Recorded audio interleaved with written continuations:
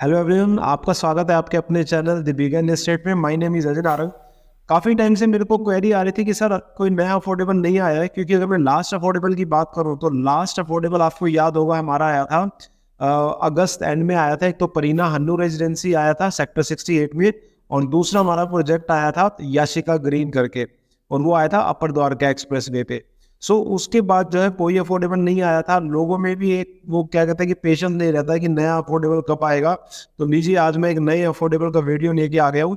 Although उसका जो मेरा एक्सपेक्टेड है नवंबर एंड या दिसंबर के फर्स्ट वीक में एक्सपेक्टेड है, बट इनिशियल डिटेल मैं आपसे शेयर कर देता हूँ। तो ये हमारा प्रोजेक्ट आ रहा है सेक्टर 35 सोलह के अंदर। और अफोर्डेबल आपको पता ही है आज की डेट में काफ़ी कम हो गए। जैसे पहले हर महीने एक दो आया करते थे, बट अब तो गैप ही दो दो तीन तीन महीने का हो जाता है। क्योंकि जो पहले अफोर्डेबल सेगमेंट के अंदर थे, जैसे सिग्नेचर की अगर मैं बात करूं या एक दो बिल्डर और की भी बात करूं, वो अब अफोर्डेबल से पहले डीडीजेवाई के फ्लोरिंग में आ गए थे, प्लॉट में या फ्लोर के अंदर।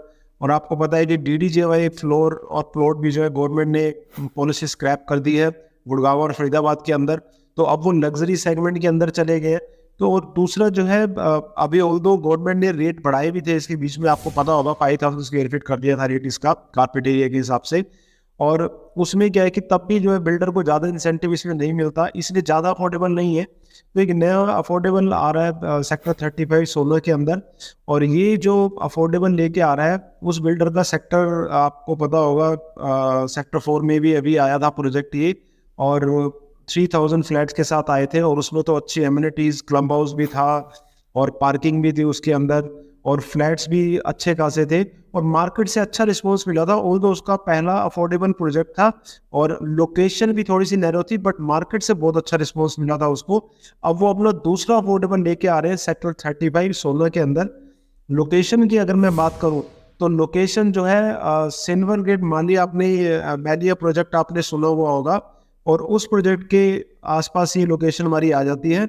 और अगर आप बात करोगे दिल्ली मुंबई एक्सप्रेस वे, जैसे कि आपको पता है कि ऑपरेशनल फर्स्ट फेज उसका हो चुका है दौसा राजस्थान तक, और वो जब फुली ऑपरेशनल हो जाएगा तो वहाँ से जो है आपका मुंबई जाने का जो है टाइम है वो भी काफ़ी कम हो जाएगा, काफ़ी रिड्यूस हो जाएगा।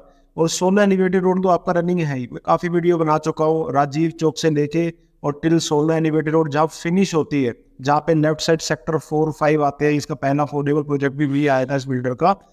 तो हार्डली 70 to 80 मिनट का डिस्टेंस है, क्योंकि कोई रेड लाइट नहीं है, कोई ब्रेकर नहीं है, कोई गांव टचिंग नहीं है, और सीधा आपको ऊपर से जाना है। बट यस, टोल आपका ऑपरेशनल है, और ये कम से कम 10 साल से पहले तो हटने नहीं वाला।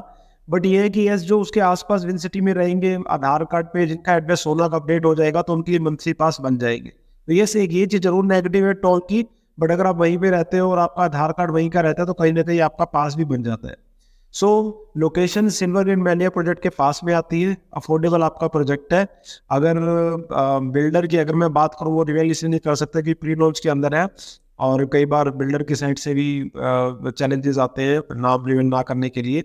तो ये जो है अगर अगर आप देखोगे तो इनका सेकंड प्रोजेक्ट है। फर्स्ट प्रोजेक्ट ऑलरेडी आ चुका है और अंडर कंस्ट्रक्शन में है, और उसके अंदर वो अपने अराउंड 3,000 के करीब अपार्टमेंट है, प्लस कमर्शियल भी काफ़ी अच्छा ला रहे हैं, और वो अपने सेकंड प्रोजेक्ट के साथ आ रहे हैं।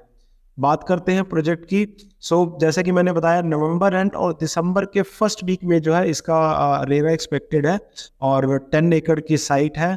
आपके 6 टावर हैं, 1200 से 1300 के करीब यूनिट रहने वाली है, और जो 24 स्टोरी आपकी हाइट रहने वाली है। अगर मैं बात करूं इसके साइज की, तो एक ही साइज है जो अभी सुनने में आ रहा है, 3 BHK 645 स्क्वायर फीट। आपको पता ही है कि कारपेट एरिया पे चीज़ें बिकती हैं हरियाणा हाउसिंग पॉलिसी के अंडर। और प्लस इसमें जो है दो चीज़ें और ऐड ऑन होगी जो गवर्नमेंट खुद अलाउ करती है। एक तो कमर्शियल जो कि 8% ऑफ टोटल लैंड बैंक रहता है, प्लस इसमें जो रहता है मैनेजमेंट कोटे की यूनिट रहती है। मैनेजमेंट कोटे की यूनिट अप्रॉक्स 50 के करीब है। और आपको पता है कि मैनेजमेंट कोटे की यूनिट के क्या बेनिफिट होते हैं। बेनिफिट ये होता है कि आपको कंफर्म यूनिट मिलती है। जैसे नॉर्मल आपको ड्रॉ के अंदर जाना पड़ता है, तो इसमें ड्रॉ में आपको जाने की जरूरत नहीं है, आपको कुछ प्रीमियम के साथ कंफर्म यूनिट मिल जाती है, कंफर्म कार पार्किंग मिल जाती है। और तीसरा जो इसमें बेनिफिट होता है कि आपका जो है बालकनी का साइज काफ़ी बड़ा होता है इसके अंदर। और अगर आप मैनेजमेंट कोटे की यूनिट के लिए इंटरेस्टेड हो तो उसके लिए मेरे से बात कर सकते हो। लिमिटेड यूनिट रहती है, और प्रीमियम के साथ बिल्डर इसमें आपको एंटर करने देता है, कंफर्म चीज़ें रहती हैं इसके अंदर। बाकी अगर मैं बात करूं तो जब इसका रेरा आएगा तो टीसीपी की साइट पे ये आप उसमें जाके अप्लाई कर सकते हो। एक क्वेरी मेरे को काफ़ी ज़्यादा आती है कि वो बड़ी हरी में होते हैं कि हमको आज पहले दिन ही अप्लाई करना है। देखिए इसमें ऐसा कुछ नहीं होता है कि आप पहले दिन अप्लाई करोगे तो निकलने के चांसेस ज़्यादा होते हैं, और अगर आप लास्ट डे अप्लाई करोगे तो चांसेस कम होते हैं। ऑल्दो जो लास्ट डेट होती है उससे 2 दिन पहले आपको पेमेंट करनी होती है। अगर आप पेमेंट 2 दिन पहले नहीं करते तो बाद में फिर आपके इश्यूज रहते हैं उसमें। तो ये इंश्योर करो कि जिस दिन लास्ट डेट है उससे 2 दिन पहले पेमेंट हो जाए। फॉर्म भले ही सबमिट आप 14 डे पे या 15 डे पे कर दो।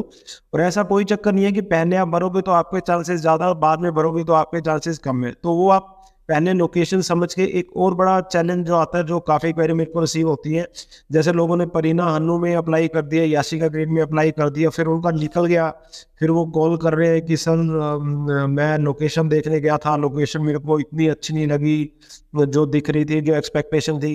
तो मैं कह रहा हूँ कि आप उन चक्रों में पड़ते ही क्यों हो। अगर आप अप्लाई कर रहे हो और आपको पता है कि आपका कंफर्म निकल भी सकता है, क्योंकि उसके बाद अगर आप कैंसिल करते हो तो आपका कुछ कैंसिलेशन चार्जेस 15 से 25 हज़ार रुपये आपके कटते हैं।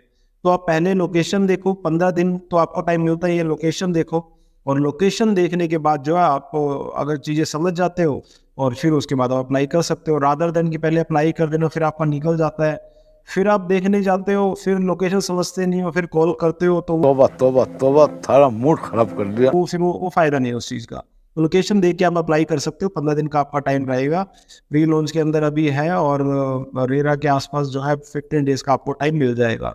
और बाकी लोकेशन से रिलेटेड वीडियो जो मैं नॉर्मली अपने वीडियो में बनाता हूँ, वो जब इसका रेरा आ जाएगा तो उस टाइम मैं आपको लोकेशन बता दूंगा, और फिर आप चीज़ों को समझ के और आप इसके अंदर जो है अप्लाई कर सकते हो।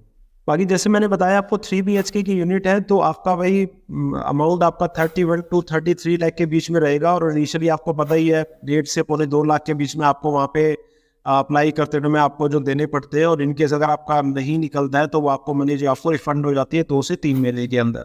कोई 2 महीने लेता है, कोई 3 महीने लेता है, तो उसमें रिफंड हो जाता है। सो ये ओवरऑल था जो नया हमारा प्रोजेक्ट आ रहा है। बाकी अगर आप चैनल पे नए हो तो चैनल को सब्सक्राइब कर लेना, और वीडियो अगर अच्छा लगा हो तो लाइक एंड शेयर कर देना। बाय।